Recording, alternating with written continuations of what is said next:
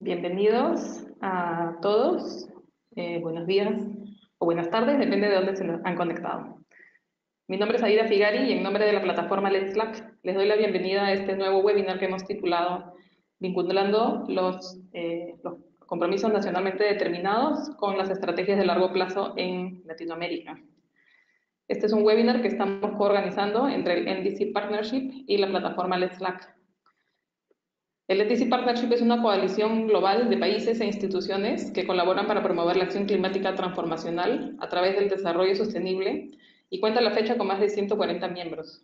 El NDC Partnership sigue un proceso que identifica las necesidades y prioridades propias de cada país, coordina el apoyo para conectar estas necesidades con los diferentes recursos disponibles y promueve el intercambio y aprendizaje de las experiencias adquiridas por estos países. Por su parte, la plataforma Let's Slack es la plataforma regional para Latinoamérica y el Caribe de la Alianza Global de Estrategias de Desarrollo Resiliente y Bajo en Emisiones, también conocido como Let's GP. Let's Slack es una red abierta de practitioners de la región que busca impulsar la implementación de las NDCs, incrementar la ambición y el desarrollo de estrategias de largo plazo a través del aprendizaje entre pares, la colaboración técnica y la difusión de información estratégica. Con estos objetivos en común, el NDC Partnership y Let's Slack han unido esfuerzos en llevar adelante esta serie de webinars que está enfocada en proveer a los países con recursos y herramientas que sean útiles y que contribuyan en la revisión y aumento de ambición de estos compromisos climáticos que están adquiriendo a través de sus NDCs. Este webinar que estamos por comenzar es el último webinar de esta serie que les estoy comentando, ¿no? En webinars anteriores hemos visto diferentes temas que han sido relevantes para el tema del incremento de la ambición, como son el diseño e implementación de procesos participativos, el fortalecimiento de los sistemas de MRV, la adaptación y la integración con el sector privado y las entidades financieras. Un tema que nos había quedado pendiente de conversar es la perspectiva de largo plazo que deben tener los países, ¿no? El tener identificado qué queremos construir como país hacia el año 2050 nos da claridad sobre los cimientos que debemos comenzar a construir desde ahora. Ligado al tema climático, las estrategias de desarrollo bajo emisiones de largo plazo nos estarían dando esta visión y entonces las contribuciones nacionalmente determinadas o las NDCs son estas piezas fundamentales que nos definen la acción del corto plazo y que nos va a llevar en el camino correcto para alcanzar este objetivo ambicioso de largo plazo. El webinar que estamos comenzando nos centrará específicamente en los beneficios de alinear esta planificación de largo plazo con la del corto plazo y presentar las formas específicas en que los países de la región están abordando este tema. Y para eso tenemos la siguiente agenda para ustedes. Tenemos una primera presentación, que es una presentación introductoria sobre el aprovechamiento de las contribuciones nacionalmente determinadas y las estrategias de largo plazo para implementar el Acuerdo de París. Esta presentación está a cargo de Juan Carlos Altamirano. Juan Carlos es economista senior en el Centro de Economía y Programa Climático del World Resources Institute, del WRI. Juan Carlos es economista de la Universidad Autónoma Metropolitana de México. Posee una maestría en Economía del Medio Ambiente y los Recursos Naturales del University College de Londres y tiene un doctorado sobre Economía y Cambio Climático de la Universidad de Wageningen de Holanda. Antes de unirse a WRI, trabajó como investigador principal y profesor, teniendo a su cargo la Cátedra Especial David W. Pierce sobre Economía Ambiental en la Universidad Autónoma Metropolitana. Tenemos, después de esta presentación introductoria a cargo de Juan Carlos, dos presentaciones sobre las experiencias de los países. La primera es de México, es aumentando la ambición climática a través del desarrollo de estrategias de desarrollo bajo emisiones de largo plazo. Esta presentación de México está a cargo de Claudia Octaviano. Claudia es coordinadora general de mitigación de cambio climático del Instituto Nacional de Ecología y Cambio Climático de México, el INEC. Claudia es licenciada en Economía por el Instituto Tecnológico y de Estudios Superiores de Monterrey. Además tiene una maestría en Ciencias Ambientales de la Universidad de Yale y es doctora en Ingeniería de Sistemas de Gestión y Política Tecnológica del Instituto Tecnológico de Massachusetts, el MIT. Claudia es especialista en temas de mitigación de cambio climático, política energética y ambiental. Y está especializada en el desarrollo de modelos integrados de economía y cambio climático que han sido utilizados en evaluar la política de mitigación en México y en otros países de Latinoamérica. Finalmente, la tercera presentación es el Plan de Descarbonización de Costa Rica y va a estar a cargo de Felipe de León de Negri. Felipe es asesor de la Dirección de Cambio Climático del Ministerio de Ambiente y Energía de Costa Rica. Felipe es consultor internacional en cambio climático, especializado en monitoreo, reporte y verificación y en sistemas de transparencia y en la aplicación de instrumentos de fijación de precios de carbono para la mitigación del cambio climático. Como en webinars anteriores, para quienes ya están familiarizados, vamos a tener las tres presentaciones juntas en un primer bloque de presentaciones y después vamos a abrir un espacio de preguntas, respuestas y conversación con nuestros panelistas para responder a aquellas inquietudes que ustedes nos las hagan llegar. Entonces los invito a que si ustedes van teniendo preguntas que quieran hacerles llegar, en la opción de preguntas o del chat que tienen en la aplicación del GoToWebinar, nos las vayan haciendo llegar de tal forma que nosotros las podamos ir ordenando.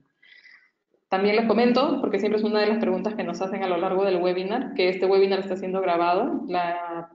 El video del webinar más las presentaciones van a estar a disposición de todos en la página web de Let's Lab para futuras referencias.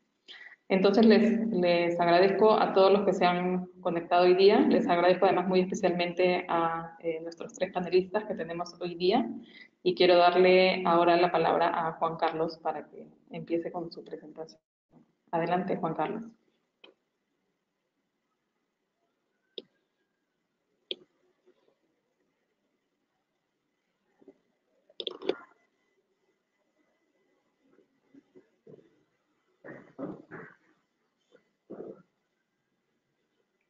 Sí, Juan Carlos, tienes que estar con...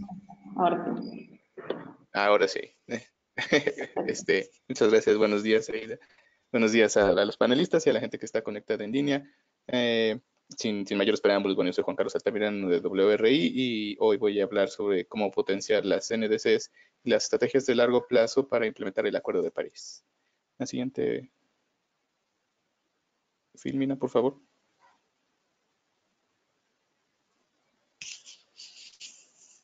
La siguiente.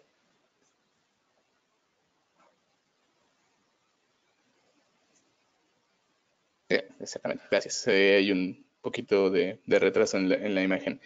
Bueno, como sabemos, el tiempo para la acción climática es ahora. Aquí un poco para mostrar esquemáticamente cuál es lo que se llama el arco de ambición hacia el 2050.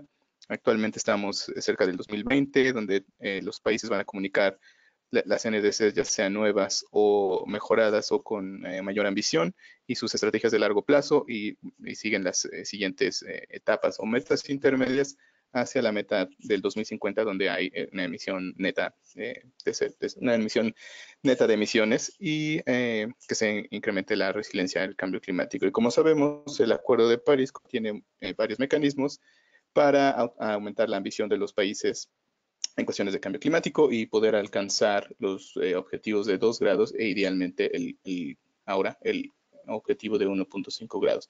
Entre estos dos principalmente están los dos instrumentos que son que he mencionado, las NDCs, donde los países se comprometen a reducir sus emisiones y a aumentar su resiliencia, y las estrategias de largo plazo, que van a guiar a los países a una transición de bajo carbono y a un futuro de clima resiliente hacia el 2050. En un mundo ideal, las nuevas NDCs, ya sea en su actualización o en en una nueva versión, deberían de estar ligadas a las estrategias de largo plazo o los objetivos de largo plazo del país, para de esa forma reducir los costos y hacerle mejor frente a los objetivos que tienen estos países para transformar sus sociedades hacia un futuro de cero emisiones. Lo siguiente, por favor.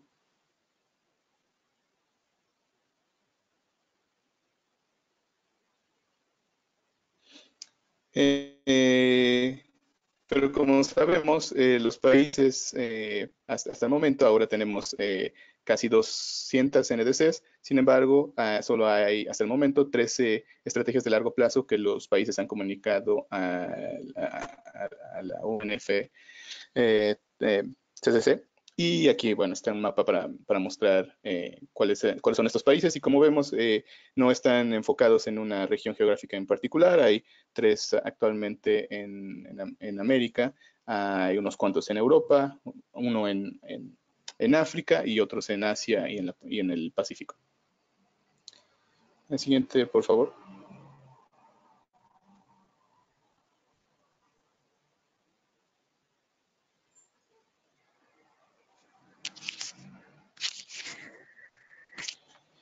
un poco a breve de introducción. Al parecer, bueno, sabemos que pocos países, o como hemos visto, pocos países buscan planear de manera coordinada sus objetivos de mediano y largo plazo. Entre unos de los ejemplos y después Claudia, yo supongo va a ahondar en ese tema. México es uno de los ejemplos en los cuales estas metas de mediano, corto y largo plazo están siendo enlazadas y se comunican unas con otras.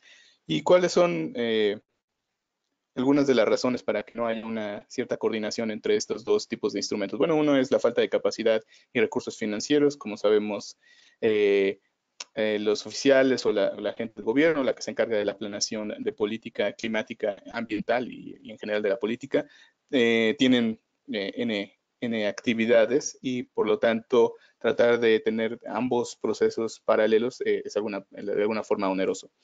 La diferencia en los horizontes de planeación, por supuesto, porque las NDCs están más pensadas en objetivos de mediano plazo o incluso de corto plazo, además hacia la implementación, y los objetivos y las estrategias de largo plazo tienen, como su nombre le indica, una visión de más largo plazo hacia el 2050.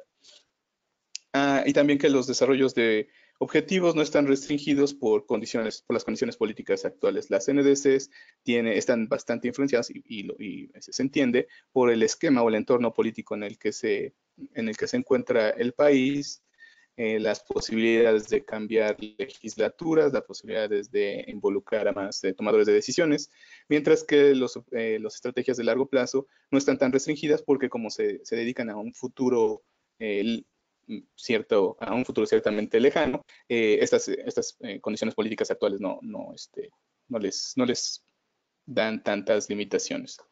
Sin embargo, existen sinergias y beneficios para el desarrollo de estos planes.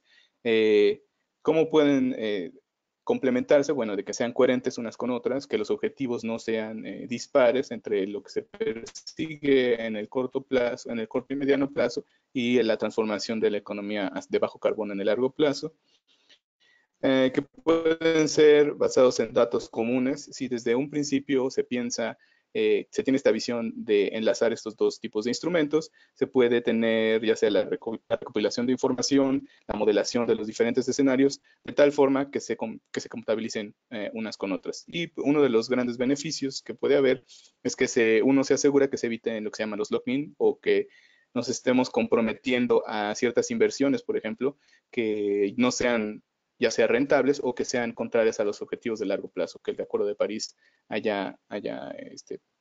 estén en el Acuerdo de París.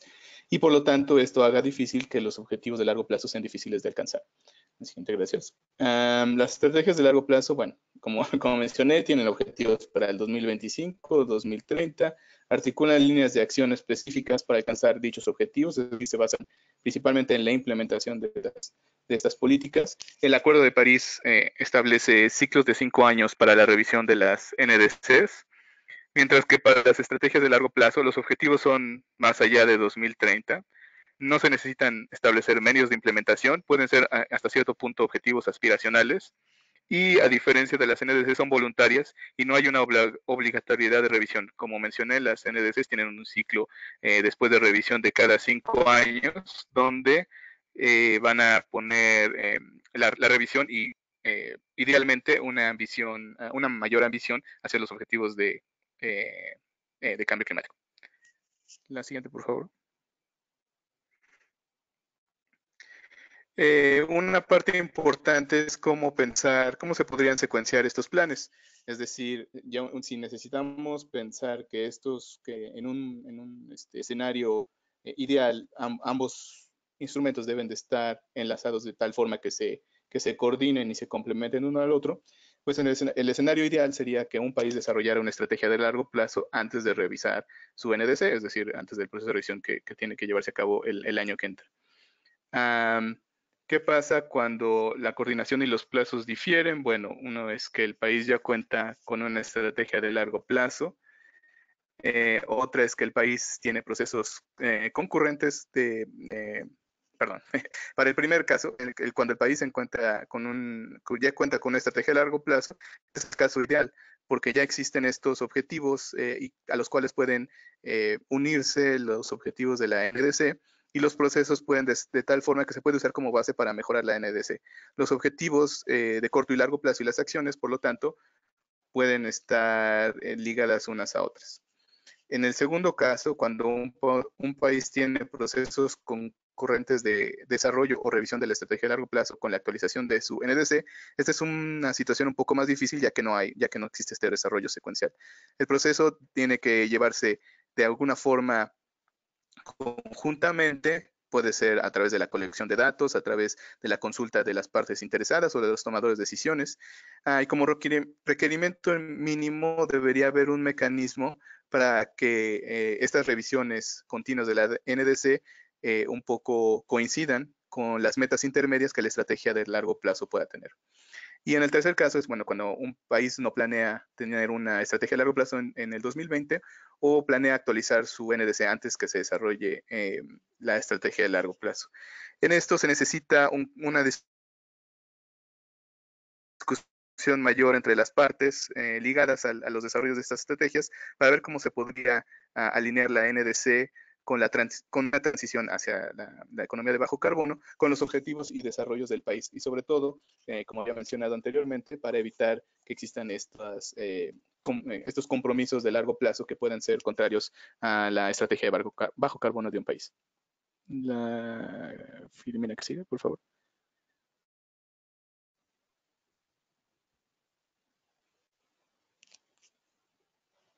¿Y cuáles serían los elementos clave, por así llamarlos, para maximizar estas sinergias entre las NDCs y las estrategias de largo plazo? Bueno, una es la gobernanza, donde se necesita tener un apoyo político, ya sea de forma de la cabeza del Estado, el presidente, el primer ministro, de los ministerios que estén íntimamente ligados a la planeación de ambos instrumentos, el Ministerio de Finanzas, el Ministerio de Planeación o de Economía, por supuesto el Ministerio de Medio Ambiente y Cambio Climático. Existe también la importancia de designar una institución que lidere el proceso y que lidere y que inicie el proceso para que sea una sola institución la que esté a cargo de la coordinación y pueda tener una mejor planeación interinstitucional.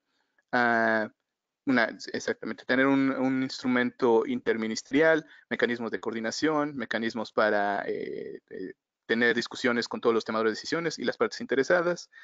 Um, Sí. El segundo es modelación y análisis.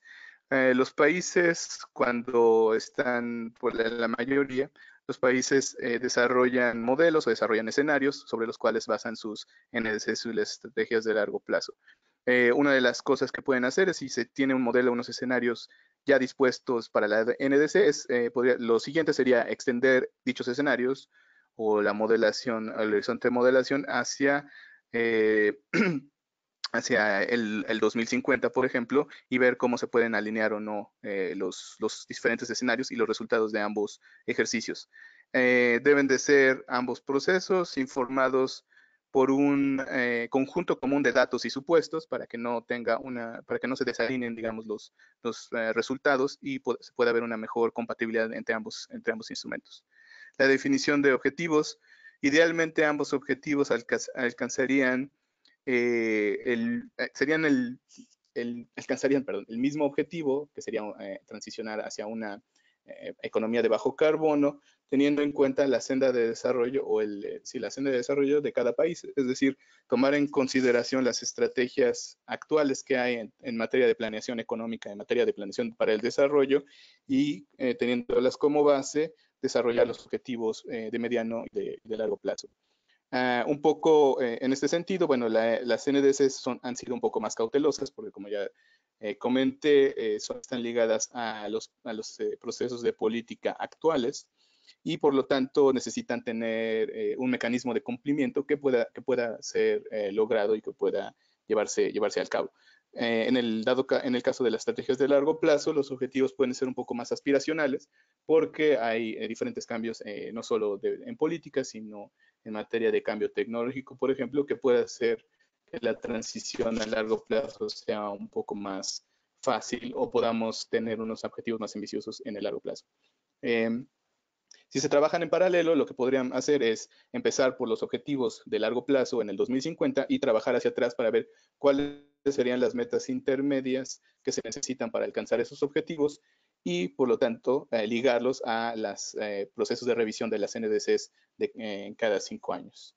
La priorización de políticas y acciones, donde idealmente las estrategias de largo plazo incluirían todos aquellos compromisos del Acuerdo de París y la estrategia para cómo lograrlos. También lo que hay que hacer es articular los objetivos sectoriales y donde la política identificar aquellos sectores o aquellas partes de la sociedad y la economía donde más se necesite tener un cambio de política o tener mejores incentivos para transitar a la economía de bajo carbono. Y por último, transparencia, bueno, que es importante tener una comunicación abierta y plural con todas las partes interesadas, con los tomadores de decisiones, con los agentes de política económica y política en general, donde se debe proveer de claridad, transparencia a las partes interesadas, tanto en las estrategias, en las metas de mediano plazo como en las metas de largo plazo. La estrategia de la filmina que sigue, por favor.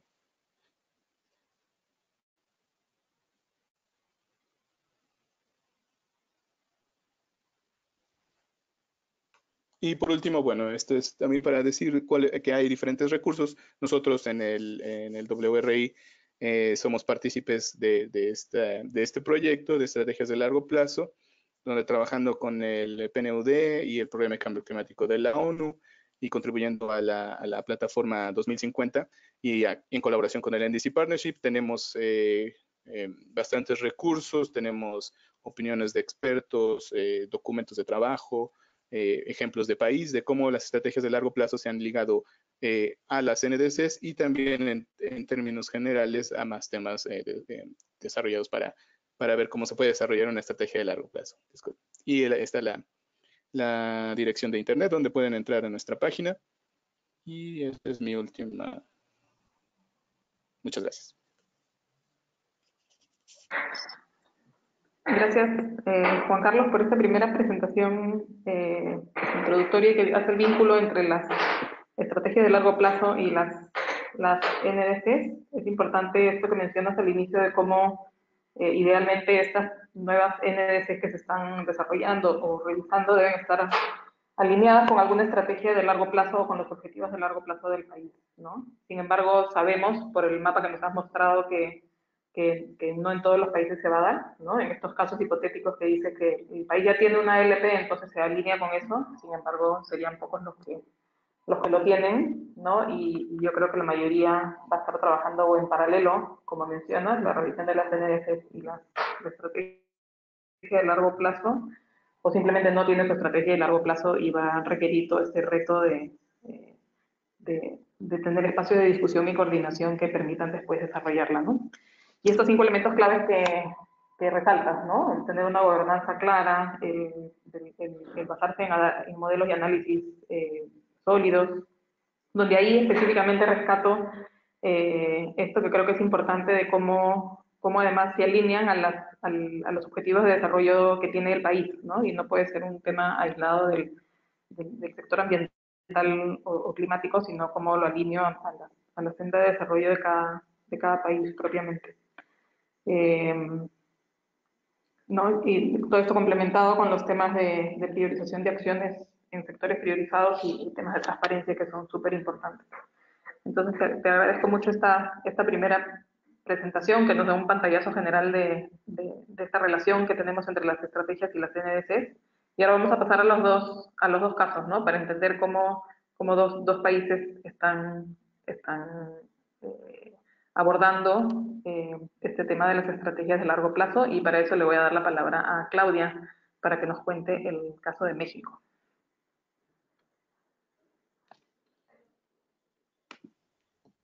Claudia, adelante. Gracias, Aida. ¿Me escuchan bien? Sí, perfecto. Muy bien, pues antes que nada quisiera darles las gracias por la invitación a compartir la experiencia de México. Es siempre un gusto estar en los webinars del ETSLAC y del NDC Partnership. Y bueno, lo que preparé es una breve presentación sobre cómo fue el proceso de México.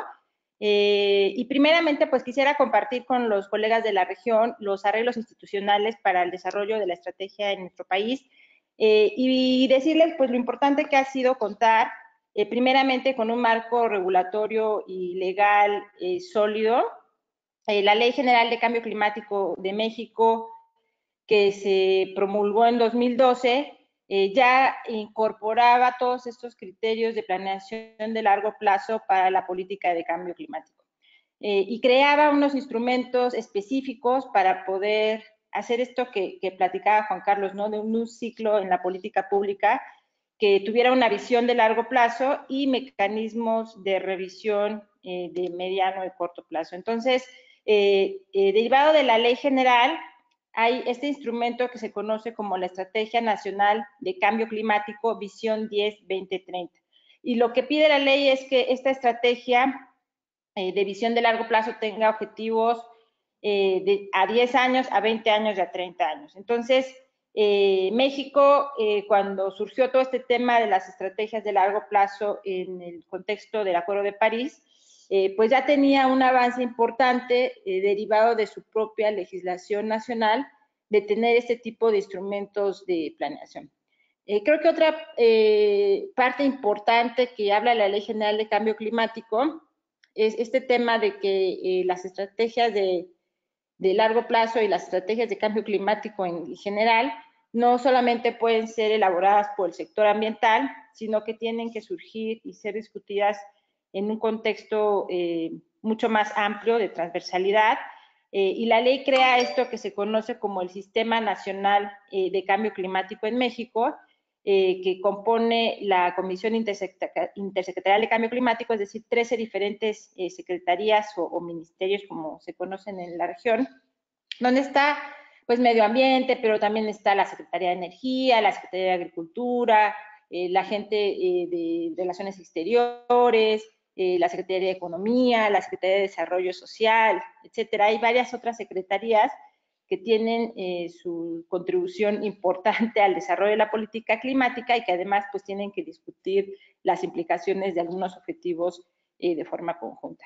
Además de las, digamos, secretarías del gobierno federal en el Sistema Nacional de Cambio Climático, pues hay participación de otros actores importantes que ahorita les voy a comentar un poco más. Adelante. También como instrumentos que derivan de la ley tenemos el Programa Especial de Cambio Climático, el PEC, como lo decimos en México, y este programa es un instrumento que se hace cada administración. De hecho, en este momento estamos justo trabajando en la elaboración del Programa Especial o PEC para esta administración y que dice la ley que debe contener los programas específicos para la implementación de la Estrategia Nacional de Cambio Climático, pero ya con una visión mucho más de implementación en este mismo contexto de la administración y pues con un tema también ya presupuestal. Y finalmente tenemos en la propia ley, ya el año pasado se hizo esta actualización de la Ley General de Cambio Climático para incluir los temas del Acuerdo de París, la mención del propio acuerdo y por supuesto el NDC y el requerimiento de que haya una alineación de metas sectoriales, establece incluso unos porcentajes de reducción de emisiones por sector para dar cumplimiento al NDC de México. Entonces, esto al final del día nos da una obligación y un mandato claro a las diferentes instituciones de cómo tenemos que realizar la planeación, empezando con una visión de largo plazo, los actores y también los instrumentos de corto plazo, tanto a nivel nacional como a nivel internacional, que deben de ser considerados de forma conjunta. Les puse ahí las ligas a los principales instrumentos por si después quieren mayores detalles.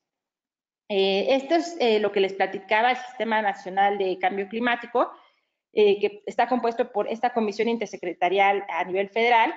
También hay un consejo de cambio climático donde participan científicos notables o representantes del sector académico que nos pueden asesorar en este procedimiento.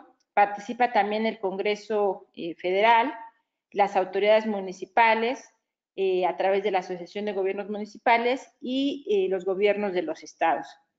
Y por supuesto también está el INEC, que la ley creó también para dar un asesoramiento técnico y científico a la Política Nacional de Cambio Climático. Y puse también ahí la Consejo o Coordinación de Evaluación, que también creó la ley, y ahorita les voy a platicar un poquito más de su quehacer, porque tiene un rol muy importante en la planeación de largo plazo, y es evaluar las políticas públicas que se hacen en el país para el cumplimiento de la Estrategia Nacional de Cambio Climático. Entonces, esta coordinación de evaluación es una coordinación, digamos, de tercera parte. Son también representantes del sector social, privado y académico. La preside el INEC, pero en su mayoría los integrantes son agentes no gubernamentales, pues que revisan la política y nos hacen recomendaciones de cómo mejorar. La Estrategia Nacional de Cambio Climático pues tuvo un proceso cuando se elaboró, en el que se hizo un proceso de consulta pública a los consejeros sobre desarrollo sustentable estatales, se hicieron talleres con la sociedad civil, se consultó con expertos del sector privado y social, y además se desarrolló un proceso de consulta en línea para que quien quisiera mandar comentarios puntuales al documento, pues pudiera tener un canal de comunicación. Esto fue coordinado por la Secretaría de Medio Ambiente y Recursos Naturales y por el INEC, y en coordinación con la Comisión Intersecretarial de Cambio Climático, quien es finalmente el cuerpo que aprueba esta Estrategia Nacional de Cambio Climático. Creo que es importante este proceso de consulta y la realidad es que a veces es complejo porque, sobre todo al principio, pues la gente, este tema de la planeación hacia el 2050, pues no es muy fácil de visualizar, y ayuda a tratar de entender cuáles son las demandas de la sociedad y cómo éstas se pueden realmente integrar en la política de cambio climático. Para darles un ejemplo del resultado de este proceso de consulta y de cómo se van alineando estos objetivos, tenemos ahí una lámina de la Estrategia Nacional de Cambio Climático de México, en donde se establecieron qué metas o qué hitos se tendrían que lograr en 10 años, en 20 años, en 40 años, para los diferentes rubros que fueron, digamos, más demandados durante el proceso de la consulta. Y por supuesto, el primero es la sociedad, la población, cómo lo vemos en materia de cambio climático. Y por darles un ejemplo, a 10 años, pues se prioriza a los grupos más vulnerables y se empieza a involucrar y a tener una sociedad más participativa. Y a 20 años, pues se tiene algo mucho más ambicioso, en el sentido de tener una sociedad que tiene ya tareas específicas para reducir los efectos del cambio climático, se tiene ya una capacidad adaptativa de asentamientos humanos más amplio, no solo las más vulnerables, y en 40 años pues se visualiza una sociedad mucho más integrada y con una cultura ambiental mucho más sólida. Y un sector rural que esté ya siendo mucho menos vulnerable al cambio climático en lo general, ¿no? Entonces tenemos como un proceso donde hay prioridades que van marcando los temas. Para cada uno de ellos tenemos, por ejemplo, para los ecosistemas, para el tema de energía, para los temas de otro tipo de emisiones, sobre todo considerando, por ejemplo, los contaminantes climáticos de vida corta, que además de impactar el clima, pues tienen impactos en la salud. Tenemos se tuvo una discusión en los temas de sistemas productivos, del sector privado y del transporte. Quisiera platicarles esto que decían del proceso. La ley sí marca este proceso de la estrategia nacional, después de eso se deriva el PEC, después del PEC hay una evaluación de este instrumento y de otras políticas que puedan afectar la política de cambio climático. Y después hay un proceso de integración de estas recomendaciones y de valoración por parte de los sectores de cómo atender algunos problemas que se hayan detectado en la evaluación. Justamente estamos ahorita en este proceso en México, derivado de la evaluación que se hicieron los años pasados, y la ley marca que se deberá de evaluar cada 6 años o modificar la estrategia cada 6 años para los temas de adaptación y cada 10 años para los temas de mitigación como mínimo. Y esto pues ayuda a que la estrategia de largo plazo pues esté actualizada y no sea, digamos, letra muerta y trate también de incorporar los temas más importantes, pues para las diferentes administraciones. Y bueno, esto obviamente pues llevará nuevamente a un proceso de consulta pública y a el ciclo de mejora de la estrategia nacional de largo plazo. Quisiera platicarles también que en el marco de la convención para mandar la estrategia hacia Naciones Unidas tuvimos una colaboración en su momento con los gobiernos de Canadá y Estados Unidos en este marco de crear una Norteamérica de bajo carbono y también pensando un poco en la colaboración que tendríamos que tener en varios rubros a nivel internacional. Y bueno, resultado de este llamado que hace la Convención para contar con estrategias de largo plazo, ya en el marco del Acuerdo de París, nos dimos a la tarea de realizar algunos ejercicios adicionales de cuantificación. Ya Juan Carlos lo mencionaba en el sentido de que las estrategias de largo plazo a veces tienen metas aspiracionales que nos dan una indicación de cómo visualizamos el desarrollo bajo en carbono en los diferentes países. Y esta oportunidad de hacerlo hacia la comunidad internacional y ya enmarcarlo en los temas del Acuerdo de París, nos permitió también hacer, o nos dimos a la tarea de hacer varios ejercicios de modelación y de escenarios para tratar de cuantificar un poco más esta meta aspiracional hacia el 2050. Lo que ven ahí es el resultado de la modelación que hicimos con el modelo EPAC, que se llama del MIT, que es un modelo global que nos permite modelar la política de cambio climático, y básicamente pues 3 escenarios, un escenario en la línea base, es decir, cómo se verían las emisiones del país sin intervenciones de política pública, un escenario donde mostramos la reducción de 22% de las emisiones del país hacia el 2030, y un escenario más ambicioso donde, además de tener un pico en el 2026, pudiéramos reducir las emisiones hacia el 2030 en 36%. Ambos escenarios llegando a una meta de reducción de 50% de las emisiones hacia el 2050, que es lo que marca la Ley General de Cambio Climático en México. Y bueno, esto nos ayuda a visualizar las acciones que se tendrían que hacer. Ya lo mencionaba también Juan Carlos, las acciones que no se deberían de hacer en términos económicos y en términos de no tener activos varados. Y pues evidentemente nos ayuda también a entender un poco los temas de implicaciones económicas para el cumplimiento de los NDCs y también para la reducción de emisiones a largo plazo. Creo que esta experiencia pues ha sido muy valiosa. Por supuesto tiene sus retos llevar estos ejercicios de modelación ya a la discusión de los tomadores de decisión, pero siempre tener una cuantificación nos ayuda pues a dimensionar de qué estamos hablando cuando hablamos del desarrollo bajo carbono en el país. Y bueno, quisiera simplemente también mencionar que la estrategia de nuestro país también tiene objetivos de adaptación y básicamente son los objetivos de adaptación que se incluyeron también en el NDC de México. Y bueno, ahorita justamente estamos en la revisión de la estrategia de adaptación porque de acuerdo a la ley tendremos que actualizarla en el corto plazo ya para incorporar las recomendaciones que hizo la Coordinación de Evaluación.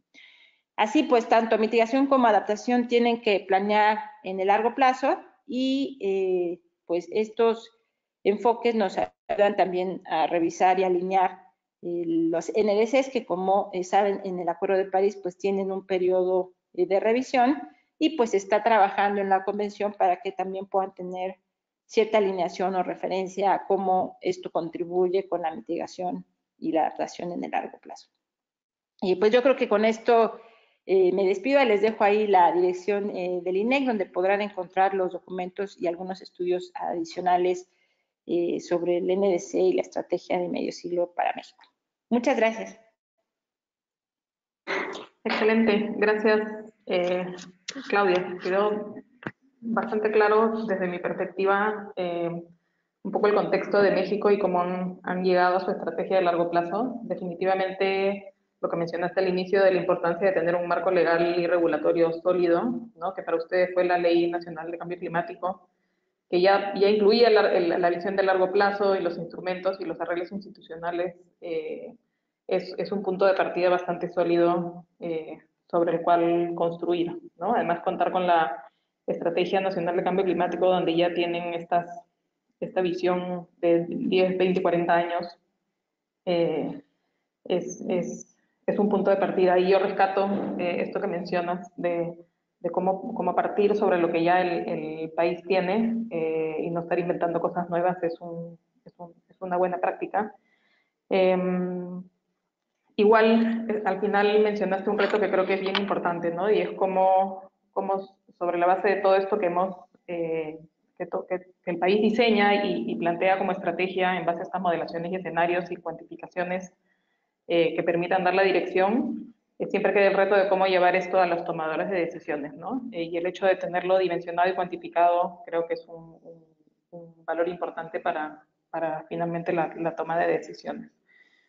Entonces, teniendo ahora México como ejemplo, el primer ejemplo, le voy a dar la palabra ahora a Felipe para que nos cuente la experiencia de Costa Rica. Eh, Les recuerdo a todos que después de la presentación de Felipe, estamos cerrando las tres presentaciones, el panel de tres presentaciones, y vamos a pasar a tener un espacio de preguntas y respuestas y conversaciones con ellos. Entonces les recuerdo que nos pueden ir haciendo llegar sus preguntas para tenerlas listas para iniciar ese segmento. Entonces, adelante, Felipe. Muchas gracias y muchas gracias a las presentaciones anteriores por unas presentaciones muy interesantes. Como les comentaron, mi nombre es Felipe de León. Yo pues les voy a comentar un poco sobre sobre el plan de descarbonización en sí, sobre cómo lo construimos y sobre 5 lecciones o 5 cosas que yo creo que son relevantes de resaltar para quienes están considerando hacer cosas similares. Yo, igual que Claudia, quisiera recalcar que nosotros tenemos la planificación a largo plazo para la acción climática en Costa Rica incluye el plan de descarbonización, que se enfoca en mitigación, y la política de adaptación, que busca la planificación a largo plazo de la adaptación. Yo me voy a enfocar solamente en la adaptación, la parte, perdón, de mitigación de descarbonización, pero nuestra contribución nacional, nuestros ciclos de planificación más amplios incluyen la adaptación como una pieza indispensable de la acción climática y como una pieza habilitante inclusive de la mitigación. Es muy difícil estar invirtiendo en mitigación cuando se están cayendo puentes o se están perdiendo infraestructura crítica, por ejemplo. Entonces, y el otro elemento que quería recalcar es que yo esperaría que en los próximos semana o 2 a más tardar estemos presentando nuestro plan de descarbonización como Long-Term Strategy oficial ante la convención. El plan se construyó en inglés y estábamos pasando por un proceso bastante complejo de traducción del documento, que siendo un documento tan técnico implica casi reescribir segmentos importantes, y finalmente estamos pues, terminando ese proceso para hacer la presentación del plan de descarbonización como Long-Term Strategy oficial. Entonces, sin más, bueno, es un plan economy-wide, incluye todas las acciones que están cubiertas por nuestro inventario, toda la actividad económica del país, y tiene 10 ejes. Entonces, verán que los primeros 3 ejes, movilidad sostenible y transporte público, transporte liviano cero emisiones y transporte de carga eficiente, tienen que ver con las 3 facetas de la fuente primaria de emisiones de gases de efecto invernadero en Costa Rica, el sector transporte. Ahí, obviamente, reconocemos a las personas y el plan de descarbonización tiene mucho a las personas como el centro del plan, y entonces el movilizar a las personas esto viene primero, y dentro de esos el transporte público, el transporte urbano sostenible, el transporte activo, la movilidad activa como la opción preferible, no solamente en términos económicos, sino en términos de salud, en términos sociales, para la movilización de personas. Luego, obviamente, reconociendo que hay que hay usos y que hay casos y que hay circunstancias en las que simplemente no es posible utilizar transporte público como medio de transporte primario, por lo tanto va a ser imposible que todos sea transporte público y es indispensable que el transporte liviano sea cero emisiones. Y luego tenemos el transporte de carga eficiente. Y aquí empezamos a ver algunas de las cosas que yo creo que vale la pena resaltar del plan.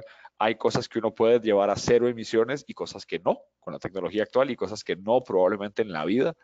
Y justamente por eso termina siendo tan importante, dado que, por lo menos en el caso nuestro, el plan de descarbonización está explícitamente alineado con lo que nos dice el reporte de la IPCC de 1.5 necesitamos para lograr una probabilidad mayor de 60% de evitar lo peor del cambio climático con 1,5 grados de cambio, y por lo tanto implica una carbono neutralidad neta al 2050. Entonces, si uno va a carbono neutralidad neta al 2050 o va a carbono neutralidad neta en cualquier horizonte en realidad, va a tener cosas que puede llevar a cero y cosas que no. Y dado que hay cosas que no puede llevar a cero, es indispensable llevar a cero todas aquellas que sí se pueden para que la magnitud que uno tiene que buscar compensar, ya sea con actividades forestales o con otros esquemas, sea lo más pequeña posible. Entonces el transporte liviano se lleva a cero, transporte de carga eficiente, dado que no tenemos en este momento opciones económicamente viables, comercialmente viables para una buena parte de las soluciones de transporte de carga pesada, y porque esas soluciones de carga pesada tienen que ver con con un negocio regional en el que si Costa Rica decidiera ponerle limitaciones a las compañías en Costa Rica, lo que pasa es que la carga se transfiere, hay un leakage inmediato, se transfiere a otra organización que lo hace de otro país y los camiones siguen pasando por Costa Rica porque esto es regional. Entonces, ahí hay dificultades políticas y técnicas que tienen que ser sobrepasadas para poder buscar llevar transporte de carga a cero emisiones. Luego tenemos el cuarto eje que tiene que ver con la energía eléctrica renovable a costo competitivo. Como sabemos o posiblemente sabrán, Costa Rica es ampliamente reconocido por tener una generación eléctrica casi cero emisiones, y entonces tenemos que mantener ese logro y tenemos que hacerlo encarando las necesidades de competitividad económica para el país, pues como cualquier país, y especialmente como un país en vías de desarrollo. El desarrollo económico es indispensable para poder seguir sacando a la parte de nuestra población que está en pobreza y seguir mejorando la calidad de vida de los y las ciudadanas continuamente, ¿no? Luego tenemos el quinto eje, las edificaciones sostenibles y bajas en emisiones. Aquí hablamos mucho del perfil energético de estas edificaciones. La mayor parte de los insumos no son producidos en Costa Rica, pero cómo se construye y qué se construye tiene un impacto enorme, obviamente, sobre cuánta energía consume esa casa y la sumatoria de estas, cuánta energía consume la ciudad. Luego hablamos del sector industrial bajo en emisiones. Costa Rica tiene la peculiaridad de no tener un sector de industria pesada muy grande. Entonces, esto es un reto menor para nosotros que, por ejemplo, para México, que tiene una industria pesada sumamente desarrollada y que obviamente con esto trae mucho desarrollo, mucho empleo, pero tiene algunas complejidades en lo que se refiere a uso de energía, inclusive a emisiones de proceso. Luego hablamos de la gestión de residuos, gestión integral de residuos. Aquí podríamos obviamente hablar de la reducción de metano específicamente, que es lo que en términos de cambio climático es lo más relevante del sector residuos, pero dado que nosotros reconocemos explícitamente la descarbonización no como un enfoque ambiental, sino como un enfoque o sea, como una estrategia de desarrollo económico, de desarrollo social, de desarrollo, punto. Entendemos que tenemos que trascender aquellas cosas que son solamente estrictamente cambio climático y hablamos de la gestión integral de residuos como una forma de capturar la mayor cantidad de los recursos que estamos perdiendo hoy por hoy básicamente en residuos, en desechos. Y los últimos tres ejes, verá, que tienen que ver con nuestro paisaje físico, el 8 y el 9 con qué y cómo lo comemos, sistemas agroalimentarios bajos en carbono y modelos ganaderos bajos en emisiones. Y aquí no puedo dejar de resaltar, uno, que el sector agrícola de Costa Rica, y creo que esto no es necesariamente poco común, es de los sectores más involucrados de una u otra manera con temas de cambio climático. Son sujetos inmediatos de los impactos del cambio climático de una forma pues bastante clara, y por lo tanto, en el caso de Costa Rica están muy involucrados, tanto el sector ganadero, por ejemplo, que a menudo es de los sectores difíciles en algunos países, y el sector agrícola más ampliamente, con varios NAMAs estructurados, etcétera, etcétera. Entonces, este es un sector que no se puede llevar a cero, ¿no? Por lo menos con la tecnología que tenemos actualmente, pero que es un sector que es indispensable y que es, en el caso de Costa Rica, por lo menos extremadamente activo, extremadamente, que reconoce que aquí está o sea, que esta es una necesidad que no puede ignorar. Y luego, el décimo eje, que tiene que ver con la gestión de territorios y las soluciones basadas en la naturaleza. Como posiblemente sabrán también, Costa Rica tiene una larga historia de trabajar con reforestación y con conservación y con soluciones basadas en naturaleza, inclusive antes de que los llamáramos así a esta categoría. Tiene una cobertura de más o menos 60% del país cubierto con bosque de algún tipo, más o menos la mitad de esos bosques maduros en parques nacionales, y el resto en algún tipo de estado de conservación privado. Entonces, para la construcción del eje trabajamos con... ¿Por qué no me estás cambiando? Okay. Trabajamos con ejes transversales, entonces estos son sectoriales que obviamente son bastante evidentes, y luego reconocemos que hay cosas que tienen que ocurrir transversalmente a lo largo de todo de todo el país, de toda la economía, de todo el sistema. Y esas van desde una reforma integral institucional, reconociendo que las instituciones de hoy y como están construidas y como están diseñadas y hacia dónde están orientadas no son consistentes, muchas de ellas con una economía descarbonizada, con la descarbonización de Costa Rica, con tener el máximo provecho de esa descarbonización de Costa Rica. Entonces hay una reforma de las estructuras del Estado que es necesaria. Luego tenemos una reforma fiscal, como es el caso en muchos países. Un porcentaje importante de los ingresos del gobierno central pasan por impuestos a los combustibles, a los vehículos, al rodamiento y cosas de ese tipo. Y si estamos hablando de que queremos reducir a casi cero el consumo de combustibles y que queremos reducir dramáticamente el uso privado de vehículos privados para transporte, obviamente esto va a tener un impacto sobre las arcas del gobierno, y es indispensable planificar de una forma responsable esa reforma fiscal. Y aquí están pasando en el tema de financiamiento y reforma fiscal y inversión extranjera directa, que es el tema que sigue.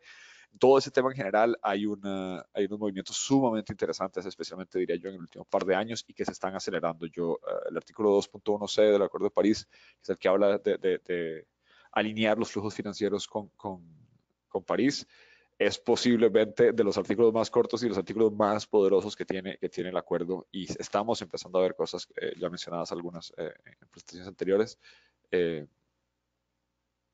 que yo creo que son revolucionarias, y que los países que no se organicen, lo dijo el gobernador general del Banco de Inglaterra, él se refería a organizaciones, pero en mi opinión aplica claramente igual para países. Quienes no se organicen para la descarbonización van a sufrir y eventualmente van a quebrar.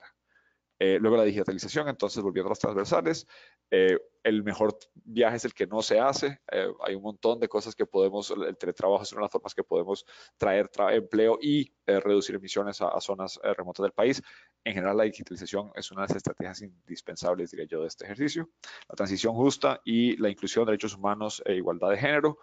Como decía al principio, el plan de descarbonización de Costa Rica está muy orientado a las personas. Reconocemos que para Costa Rica la descarbonización es reactivación económica, es desarrollo, o puede hacerlo si se hace bien, y que eso tiene que ser un objetivo explícito del ejercicio, una transición justa en la que no dejamos a ninguna comunidad atrás, en la que no dejamos a ningún sector atrás, y en la que apoyamos a aquellos sectores que tienen que hacer las transiciones para poder descarbonizarnos, y obviamente un enfoque muy claro en las poblaciones, en los derechos humanos, que es uno de los estándares de Costa Rica, y muy específicamente en la igualdad de género, reconociendo, y esto está ampliamente documentado, es de las cosas que a mí me sorprende que todavía se pregunten, pero pregunta que yo recibo comúnmente: ¿y por qué el enfoque en el tema de que tiene que ver la igualdad de género con el cambio climático?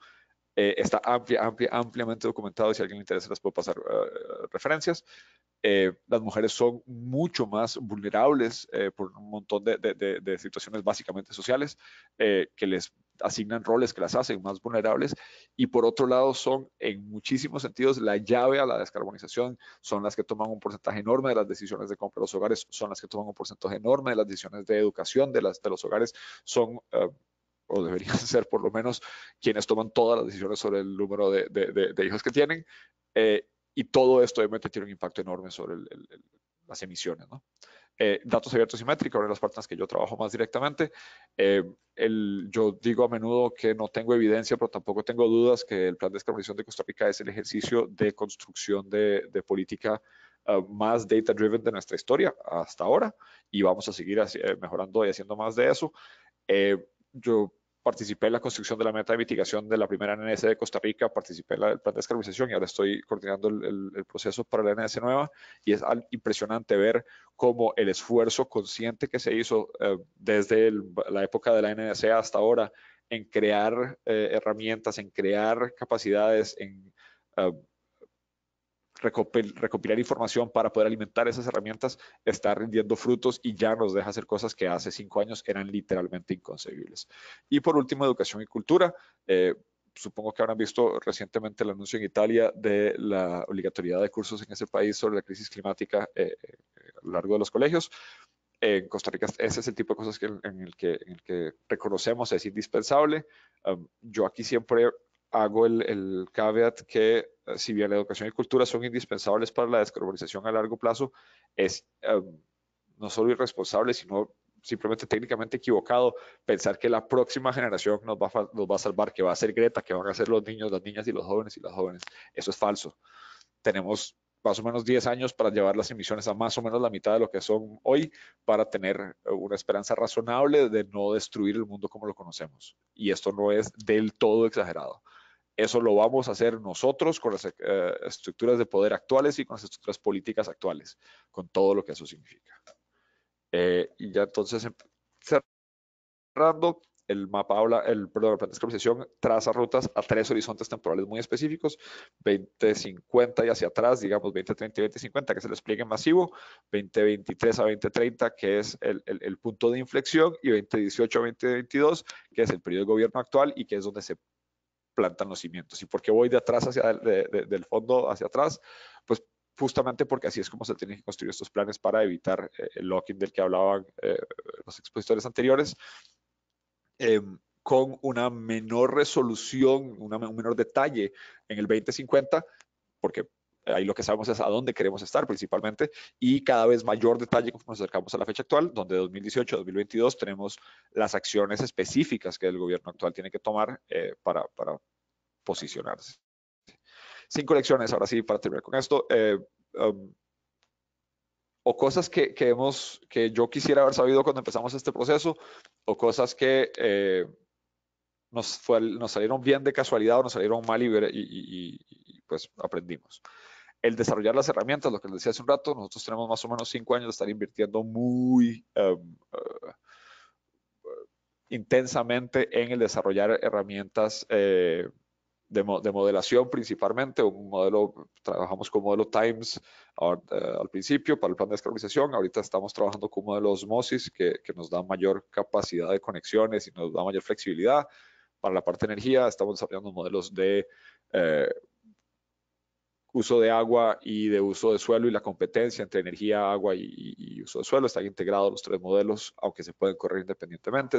Estamos haciendo un ejercicio de robust decision making que nos permite correr estos modelos en básicamente 1000 escenarios diferentes, 1000 mundos paralelos diferentes, 1000 Costa Ricas diferentes, y comparar en con grandes sets de datos, para que en vez de tener que tratar de decir yo sé cuánto va a costar un carro eléctrico en el 2040, podemos explorar las implicaciones de un rango enorme de precios de carros eléctricos en el 2040 y ver qué significa eso para la política. Entonces las herramientas yo creo que son realmente importantes. Luego los equipos y la institucionalidad. Las herramientas no se corren solas, y las herramientas a menudo se pueden comprar, o el periodo para instalar una herramienta o para desarrollar una herramienta se puede reducir si uno tiene suficiente dinero, pero el recurso humano difícilmente se puede formar más rápido o multiplicar así nomás. Y el recurso humano difícilmente se sostiene en el tiempo si no hay una institucionalidad bien diseñada para sostenerle. Entonces, una de las cosas que nos aprendimos es que con la contribución nacional, la primera contribución nacional, hicimos un ejercicio que por obligación era muy cualitativo. No teníamos modelos, no teníamos herramientas analíticas de ese tipo. Entonces, utilizamos unas metodologías súper interesantes cualitativas, pero que las utilizamos con unos equipos ad hoc, y esos equipos ad hoc ya desaparecieron. Y ahora que los queremos utilizar para la nueva contribución nacional, ya no están. Mientras que las herramientas cuantitativas y los equipos cuantitativos, dado que en el caso de que los que utilizamos para el plan de descarbonización están empotrados en el caso de Costa Rica, la Universidad de Costa Rica, una de nuestras instituciones académicas por excelencia, ahí tiene una vida propia, tiene una trascendencia mayor. Y no depende tan directamente de nosotros, pero al estar en Costa Rica significa que yo literalmente en algún momento a las 11:30 de la noche llamaba a Jairo Quiroz, al líder del equipo de modelación, a decirle, perdón, yo sé que me vas a odiar, pero necesito esta corrida para mañana o necesito este dato para dentro de 15 minutos. Eso no funciona si uno no tiene un equipo local, en mi opinión. Buscar un balance cuantitativo-cualitativo.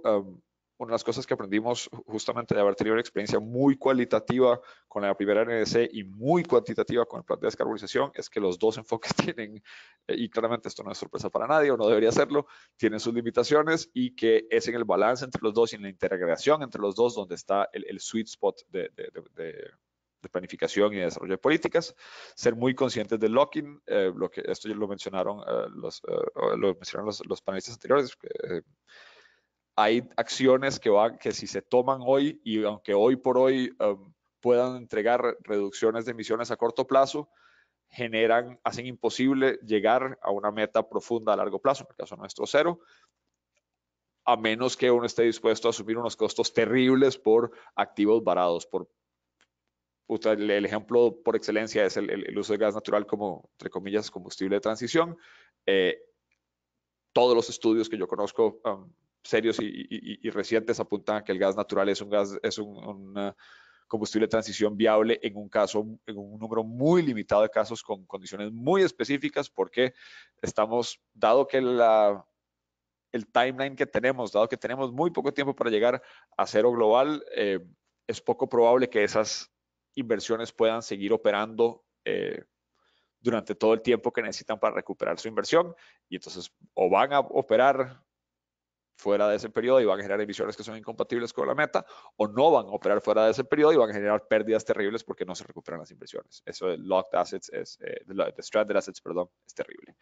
Y luego identificar y gestionar a ganadores y a perdedores. Yo creo que para quienes hemos hecho algunas de estas cosas antes, en policy making en general, con temas de ambiente, uno es muy cuidadoso con los perdedores porque sabe que son quienes van a push back y son quienes van a dar a pelea. Y tal vez a veces, por lo menos en mi caso, creo que yo suponía que los ganadores iban a reconocer sus oportunidades y iban a organizarse a sí mismos, a self-organize para apoyar esta agenda porque reconocían que les generaba un beneficio. Esa no ha sido mi experiencia, o por lo menos no a la misma velocidad. Los perdedores son muy rápidos en organizarse, los ganadores no, y una falta de gestión de los ganadores, de aquellos sectores que van a verse beneficiados por la descarbonización más directamente,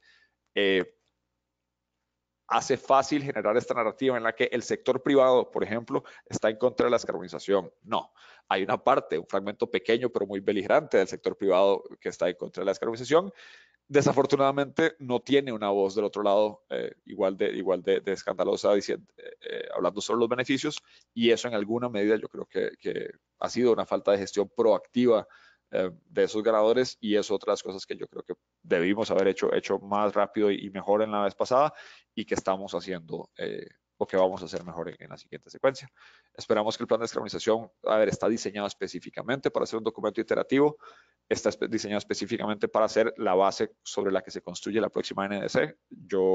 Acabamos de recibir aprobación ayer de la propuesta metodológica para la construcción de la próxima contribución nacional, y está explícitamente construido sobre el plan de descarbonización, que ya para ese momento ha sido presentado como Long Term Strategy, y está explícitamente diseñada para hacer un ejercicio de pilotaje de lo que nosotros esperaríamos se transforme en un ciclo nacional de ambición, en el que haya un proceso establecido y herramientas y equipos y todo esto con la institucionalidad que existe, ¿verdad? Porque Costa Rica, por si no saben, está en una crisis fiscal relevante, y no es como que estamos construyendo mucho a nivel de institucionalidad, pero sí de arreglos de cooperación, sí del uso de herramientas que existen en algunos lugares y no se usan en otros, para que quede establecido un proceso formalizado para internalizar la mejor información disponible, utilizarla para establecer objetivos, utilizarla para establecer planes y utilizarla para informar la implementación de la estrategia a largo plazo y de las NDCs como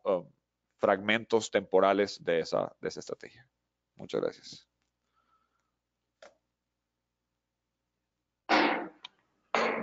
Gracias, Felipe, por compartir con nosotros la experiencia de Costa Rica. Se ven las diferencias en términos de lo que también Claudia había expuesto con respecto a México, ¿no? Y las diferentes aproximaciones que uno pueda tener. Me gustó este énfasis que hiciste en el hecho de que la visión esta de descarbonización que tienen en Costa Rica es una estrategia de desarrollo, ¿no? No es orientado ambiental, no es económico, no es social, es estrategia de desarrollo y punto, como dijiste, y creo que eso es muy relevante en términos de lo que queremos todos empujar desde esta agenda, ¿no? Apunté muchas de las cosas que dijiste cuando estuviste hablando de los temas transversales, creo que son bastante importantes y yo quiero rescatarlo, ¿no? Uno es cómo planificar, el hecho de planificar de forma responsable, identificar en este camino de tener esta claridad en los planes de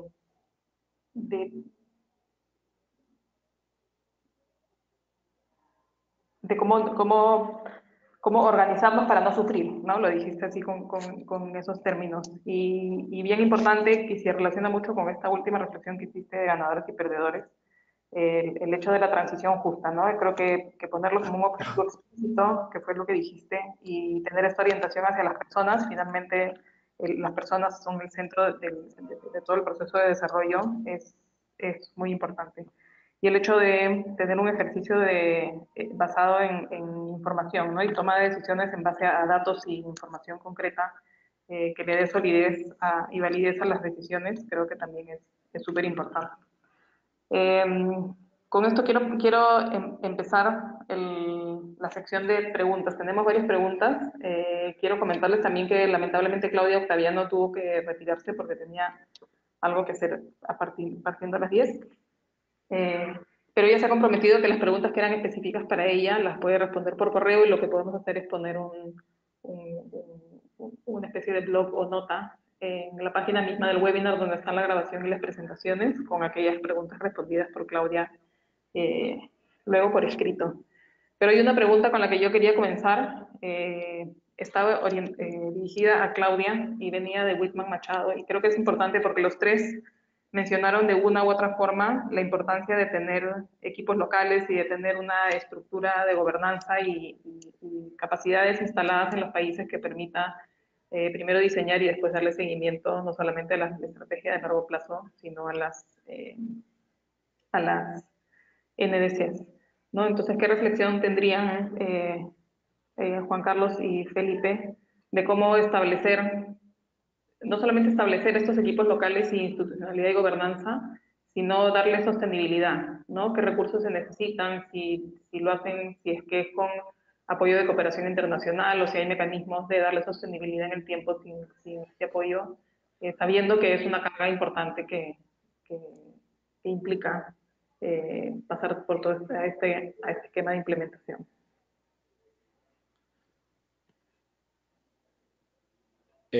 No sé en qué orden te vamos contestando. Sí, de repente contigo primero Juan Carlos, vamos en el orden que hablaron, de repente Juan Carlos y después Felipe. Ok, sí, muchas gracias. Gracias por la pregunta, muy interesante. Sí, claro, son clave el tener un equipo local y la continuidad, sobre todo, para poder llevar a cabo la planeación correcta. En México, por ejemplo, si desafortunadamente Claudia se fue, ella podría dar mayores detalles. Lo que ha ayudado mucho es bueno, en gran parte es que la política climática está imbuida en la política de desarrollo y sectorial del país, lo cual le da continuidad. Está asimismo imbuida en términos de leyes y de reglamentos, para lo cual la continuidad se ayuda un poco más. ¿Qué recursos se necesitan? Bueno, se necesita también tener un equipo centralizado que pueda coordinar las tareas de planeación y ver cómo se desarrollan estos instrumentos. Se necesita asimismo apoyo para la recabación de datos, para la modelización, para la creación de escenarios y sobre todo la parte de la gobernanza y la parte institucional que que estos equipos no puedan tener dicha continuidad y el marco institucional que les da, que les podría dar esta oportunidad. Gracias, Juan Carlos. Felipe, tú tienes una perspectiva desde Costa Rica. Sí, a ver, yo a nivel del marco institucional compartiría lo que decía Juan Carlos. La ley que tienen en México es de las cosas que yo les envidio profundamente. Entonces, eso lo quería resaltar, aunque nosotros no lo tenemos. Del lado nuestro, creo que lo que nos da, lo que nosotros tenemos y que vale la pena resaltar también es, y esto sonará un poco cliché, pero les aseguro que es cierto. En Costa Rica esto es cultural, esto está culturalmente internalizado. El o la costarricense promedio se considera profundamente ambientalista, inclusive mientras tiene un papel por la ventana. Y más allá de que obviamente ese papel por la ventana hay que resolverlo, el que eso sea parte de la narrativa nacional y que en Costa Rica hablar de que ser verde paga no es una hipótesis, porque el ecoturismo es enorme en el país, nos da un entorno diferente, y eso yo creo que es una parte importante de lo que habilita algunas de las cosas que hacemos. Y me parece importante resaltarlo. Ahora, a nivel de recursos, digamos, más específicamente, de nuevo, el equipo local, en mi caso, yo creo que es especialmente valioso que nuestro equipo está, el equipo cuantitativo que trabaja con los modelos, está anclado en la Universidad de Costa Rica, en el laboratorio de potencia. Y esto da varias ventajas. Uno, la Universidad de Costa Rica es una institución académicamente extremadamente respetada nacional e internacionalmente. Entonces tiene una robustez, tiene una credibilidad en sus análisis. Segundo, es una institución robusta a nivel o sea, financieramente y institucionalmente. Va a seguir ahí for the foreseeable future, diría yo.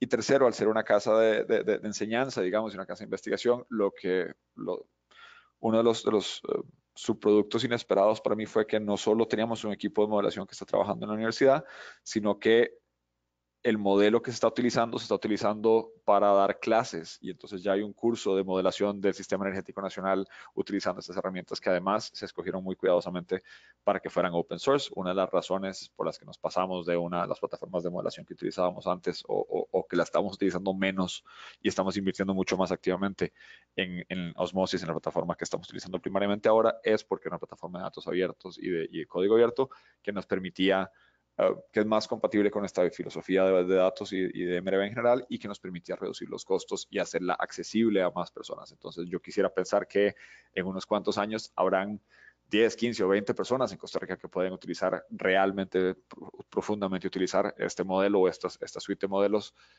y que inclusive tendremos opiniones divergentes y análisis competitivos. Y esa es la gracia de abrir estas herramientas y estos datos. Entonces, eso a nivel de hacerlo en Costa Rica. Digo, a nivel de hacerlo en una institución de educación. Y por último, definitivamente los esfuerzos asociados a la recolección continua de datos. Hacer esto una vez, si uno lo está haciendo pues solamente para esa vez y va a levantarlo, es una inversión terrible y es una inversión dura de hacer en un solo pago.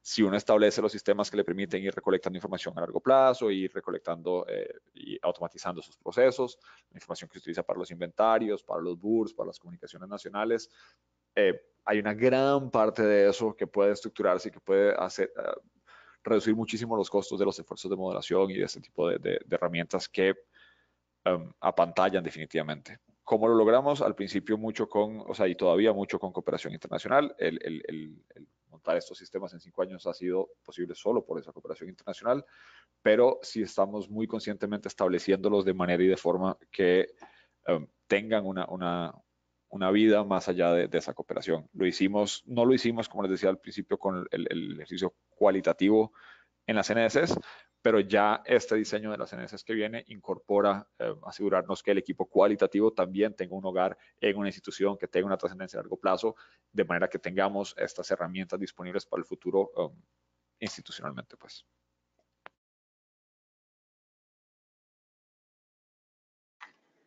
Gracias, Felipe.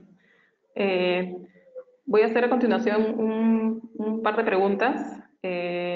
No voy a decir el nombre de las personas que lo han hecho porque son varias preguntas muy similares que las estoy empaquetando y se las voy a transmitir, ¿no? hay unas varias preguntas relacionadas con cómo en el momento de estar diseñando las estrategias es cómo saber cuáles son los sectores que son los prioritarios, ¿no? Y en los cuales habría que el país tendría que enfocar sus esfuerzos. Eso por una parte, como en el momento inicial, qué herramientas o cuáles son los criterios de decisión para que el país decida cuáles son los sectores prioritarios en los cuales enfocar el esfuerzo. Y hay una segunda pregunta que ya es en el proceso, que entendiendo el nivel, el momento en el que estamos de que estas estrategias recién están en proceso de decisión, pero cómo se prevé que estos mecanismos de ajuste, ¿no? Estamos diciendo esto es una estrategia de largo plazo, ¿no? Y que vamos a ir teniendo espacios de ajuste a cada 6 o 10 años, mencionó Claudia en México. Estos mecanismos de ajuste, ¿cómo se van a dar, ¿no? ¿Qué mecanismos hay? ¿Qué instrumentos hay? Para hacer estos ejercicios de ajuste periódicos cada cierto tiempo, ¿no? Entonces, primero es cómo priorizo los sectores y luego cómo preveo que se van a dar estos espacios de ajuste y revisión periódicos más adelante en el proceso. No sé si queremos ir en el mismo orden. Sí, de repente Juan Carlos un poco más general y Felipe si lo tienen previsto en Costa Rica de llevarlo adelante de alguna manera. Ok, claro, sí. Sí, exactamente, en términos generales, cómo empezar a diseñar estrategia y cómo identificar los sectores. Bueno, la forma más evidente sería identificar cuáles son los sectores que tienen mayores emisiones de gases de efecto de invernadero y ver cuáles son las prioridades y cómo estos están ligados a la estrategia de desarrollo de cada país. Es decir, por lo general es el sector energético, pero hay en otros países donde es el sector del uso de suelos, por ejemplo, y ver cómo estos se están involucrados con la política en general del país. Digamos, esa sería como la forma más inicial o la forma inicial en la cual podría poner. Y cómo priorizarlos, bueno, podría ser ya sea cuáles son los sectores que atañen más al país en términos de reducción de emisiones y de cambio tecnológico, por ejemplo, pero también ver cuáles de esos son más factibles de tener un cambio real, dadas las condiciones de política y del entorno social. Entonces, en términos generales es eso. ¿Cómo es el proceso de ajuste? Bueno, eso también depende de cada país. En México, como lo mencionó Aida y Claudia, se va a dar un proceso de cada 6 años de revisión. Hay metas intermedias y eso es un desarrollo orgánico que tiene cada país. Las NDCs es así, está el proceso que cada 5 años tiene que estar revisándose y en el mejor de los casos tener una mayor ambición después de cada revisión, pero para el proceso de largo plazo, como es esta meta aspiracional, esta estrategia que quisiéramos que el país siguiera durante los siguientes 30, 40 años, es un poco más en cuestiones también de los tiempos que existen en cada uno, los tiempos institucionales de cada país. Del lado nuestro, como les comentaba, sí estamos pensando en un proceso explícito que vincule o que integre más que vincule las NDCs con el plan de descarbonización y la integración de la información nueva, digamos. Entonces, un poco de una forma similar a la que hay un Global Stocktake y un ciclo de ambición en el corazón del Acuerdo de París, estamos tratando de ver si podemos armar una estructura similar en la cual que sigue un poco el proceso que hemos seguido hasta ahora y que esperamos seguir para la actualización de esta NDC, en la cual hay una incorporación continua, digamos, de la mejor ciencia disponible a través de los reportes, principalmente a través de los reportes del IPCC y de UNEP y algunos adicionales, que lleva a desarrollar originalmente y luego a ajustar continuamente este plan de descarbonización amplio, que luego además se secciona en periodos temporales más cortos en los que les entre en mayor detalle, que son las contribuciones nacionales, y que entonces la idea es que haya un efecto continuo de refuerzo. Y por esto yo regresaba al tema de la institucionalización de las capacidades, en nuestro caso cuantitativas en la Universidad de Costa Rica y cualitativas esperamos en la Dirección Nacional de Resolución Alterna de Conflictos del Ministerio de Justicia y Paz, que nos colaboró con la facilitación de el director actual, que en ese momento no era director de Justicia y Paz, nos colaboró en algún momento con la facilitación de los talleres y con el liderazgo del diseño de los talleres de la ANS original. Y entonces la idea es que podamos formar a unos equipos en estas herramientas de escenarios y de trabajo cualitativo que sepan utilizar los insumos que vienen de los análisis cuantitativos que hacemos con la Universidad de Costa Rica y con la modelación para hacer actividades y dinámicas de interacción y de trabajo colaborativo, de co-creación con grupos de expertos y expertas sectoriales y con un grupo que hemos llamado, con una serie de grupos que hemos llamado de representación social, porque en algún momento tratamos de mantener alguna representatividad en los grupos de expertos y expertas, pero terminó siendo imposible. Y entonces, para que no termináramos cayendo en lo que un colega llamó la tiranía de los expertos, desarrollamos estos grupos específicos que sí están orientados a tener representatividad y a hacer a darle una voz, digamos, a la ciudadanía desde la parte de co-creación y que luego continúan con las consultas públicas más amplias y con un proceso de poner la consulta online y todo lo demás. Pero, digamos, crear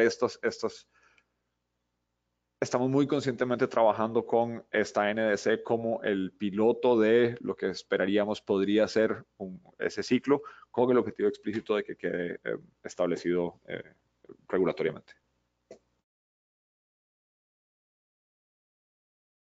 Gracias, Felipe. Estamos ya en los últimos minutos. Hay una pregunta que quiero rescatar, que les pediría una reflexión rápida antes de ya pasar a la ronda de cierre, que la hizo Andrea Castellano. La voy a reformular un poquito para orientarla ella menciona, si bien, o sea, los países están estableciendo unas hojas de ruta internas para definir sus planes de largo plazo y la articulación con los NDCs, ¿cuál es el rol que pueden tener espacios regionales para como la articulación entre países, ¿no? Mencionó Claudia que en el caso de México, la presentación de su estrategia de largo plazo a la convención fue parte de un esfuerzo de Norteamérica como región, donde Estados Unidos, Canadá y México se unieron y presentaron en conjunto, ¿no? Entonces, desde su perspectiva, ¿cuál es la importancia de tener espacios regionales de articulación para que los países puedan avanzar en estas hojas de ruta para definir sus estrategias de largo plazo y NDC? Gracias. Pues sí son bastante importantes, como en el caso, por ejemplo, de México, con la plataforma para la plataforma climática de Norteamérica con Estados Unidos y Canadá, no solo sirvió para tener un mayor impulso en el país para llegar a la estrategia, sino un poco también para incrementar la ambición, porque en especial la región, como son 3 países dispares, de México tenía un poco que tener un poco mayor ambición en sus planes, pero sí, en algunas otras regiones, en la Unión Europea, por supuesto, no solo con los miembros de la Unión Europea, sino con los otros países satélite un poco que están alrededor, también se han beneficiado de muy buena forma del intercambio, sobre todo desde intercambio de experiencias, apoyos de forma más concreta, ya sea financieros o de creación de capacidad. Uh, y, y sí, bueno, sí, los foros regionales han sido, y sobre todo también ha sido en varios foros regionales, compartir las experiencias y ver cómo los países pueden aprender de unos de otros, no empezar desde cero y ver cómo todos los obstáculos que han tenido, cómo han podido ser solventados. Sí, yo le haría eco a Juan Carlos diciendo que son sin duda extremadamente importantes. Yo no tengo ningún reparo en decir que hay 2 o 3 proyectos de cooperación, uno de ellos con enfoque regional, el Deep Decarbonization Pathway Project LAC, DDP-LAC, apoyado por el banco, por el BID. Para nosotros yo creo que es fácil decir que no tendríamos jamás la capacidad que tenemos de análisis si no hubiera sido por el desarrollo de capacidades conjuntas que ha ocurrido a través de ese proceso y de ese proyecto. Si no lo conocen, es algo que definitivamente vale la pena googlear, y si sus países no están involucrados es algo que definitivamente yo recomendaría que consideren, porque creo que están considerando por lo menos una siguiente ronda de trabajo.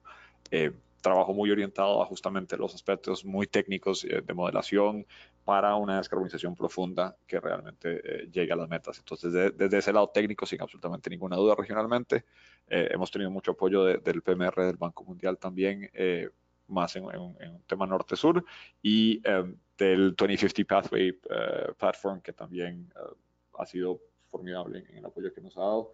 Creo que eso desde el lado técnico. El otro elemento que creo que es importante no perder de vista de estas plataformas regionales es que hemos encontrado, creo yo, que una de las formas más efectivas de incentivar la ambición es demostrarla. Cuando vemos que nuestros vecinos se están moviendo, nos movemos. A nadie le gusta vivir en la casa que tiene el jardín de enfrente todo desvencijado o que está mal pintado en un barrio muy bonito. Eso nos impulsa a todos. Entonces creo que estas plataformas en las que, dado, digamos, en nuestra región, América Latina, empieza a ver que América Latina se está metiendo en esto, si se meten a ver DDP, van a ver el número de países que están metidos ahí y que ya están explorando, inclusive si no ha llegado todavía a la política, pero que ya están explorando académicamente y con herramientas súper robustas, cómo se ven esos pathways, y empiezan a tener esas conversaciones. El efecto de sinergia, digamos, entre nosotros creo que también es súper importante, este tipo de espacios regionales enfocados a la ambición. Muchas gracias a los dos. Lamentablemente se nos ha terminado el tiempo del webinar. Han quedado algunas preguntas sin responder, lamentablemente, pero hay que respetar el tiempo que teníamos previsto, tanto de los que se han conectado como de ustedes como panelistas. Yo, como conversábamos antes de comenzar el webinar, yo quisiera pedirles a los dos, si tuvieran que dejar un mensaje o dos, así, mensaje clave para los casi 70 participantes que hemos tenido hoy día en el webinar, muchos de los cuales seguro tienen a su cargo o están involucrados de alguna manera en el diseño de esas estrategias y su vínculo con las NDCs y el incremento de la ambición en su país, ¿no? Y todos sabemos el reto que eso implica. En base a la experiencia que ustedes tienen, ¿cuál es el mensaje, la lección, que quisieran dejar, como que se llevara cada quien de vuelta a su trabajo y que quedara ahí calando en cada uno de ellos? ¿Cuál es el mensaje o el par de mensajes principales que quisieran dejar? Vamos en el mismo orden igual, Juan Carlos y luego Felipe. Gracias, Aida. Rápidamente, creo que de mi parte sería que los procesos, incluso si alguno de los dos ya está en marcha, no preclude que el otro no pueda llevarse a cabo. Entonces, que hay, como mencioné, hay ciertos pasos, ciertas formas de poderlos alinear y de que se retroalimenten uno al otro. Entonces, tener en mente eso. Y el otro es que estos planes e instrumentos deben de estar forzosamente diseñados teniendo como base cuál es el estado de desarrollo del país y cuál es el plan de desarrollo a largo plazo que quieren tener. Excelente, muchas gracias. ¿Y Felipe, tú? Yo te diría probablemente dos cosas. La primera, que no digo que ya es casi dogmática para nosotros. Esto tiene que estar basado en la mejor ciencia disponible. Ser creativos en nuestra contabilidad no funciona contra la física. Entonces tenemos que estar muy claramente anclados en la mejor ciencia disponible. Y el otro es construir una carpa muy grande. Y cuando digo construir una carpa muy grande me refiero a que el tipo de cambios que un plan de descarbonización que realmente va a descarbonización profunda va a exigir son el tipo de cambios que requieren una movilización social generalizada casi. Y eso no se va a construir teniendo un enfoque, en mi opinión, teniendo un enfoque súper cerrado en solamente cambio climático y sin esto, o sea, y solamente en las toneladas como si fueran el objetivo en sí mismo de las cosas. Por más que para nosotros lo puedan ser, El tipo de cambios que estamos pidiendo, en mi opinión, solamente se construye si podemos demostrar que esto mejora la calidad de vida de las personas a las quienes estamos pidiéndole que hagan esos cambios. Y eso va a ocurrir solamente a través de cambios sistémicos profundos que solamente pueden diseñarse si se está muy claramente anclado en la ciencia. Gracias. Excelente, muy buenos mensajes finales de los dos. Yo les agradezco nuevamente y bueno, extiendo el agradecimiento también a Claudia, que lamentablemente se tuvo que retirar un poco antes. Les agradezco a los dos por su tiempo, por haber compartido con nosotros la experiencia que tiene cada quien en este tema, que lo vemos nosotros regionalmente cada vez está tomando mucho más importancia y se le está dando tanta relevancia a tener estos diseños de largo plazo como orientación para las NDCs, ¿no? Y definitivamente son clave para ir incrementando la ambición, que es el reto que tenemos todos.